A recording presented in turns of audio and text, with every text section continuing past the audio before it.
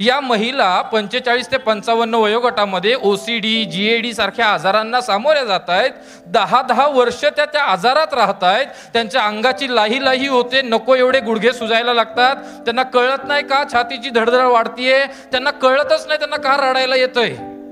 Doctor म्हणतात की नाही वयोमानानुसार होतं, पण कारण काय?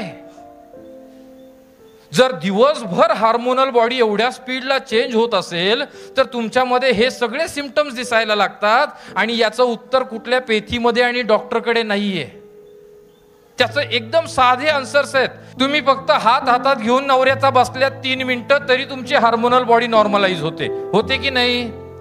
तुम्ही नातवंडाला छातीशी घट्ट पकडा, तुम्ही अगदी 20 सेकंदामध्ये, त्याला हगिंग थेरपी म्हणतात, फक्त 20 सेकंदामध्ये तुमची अख्खी हार्मोनल बॉडी जी डिस्टर्ब झाली आहे ती नॉर्मल होऊ शकते.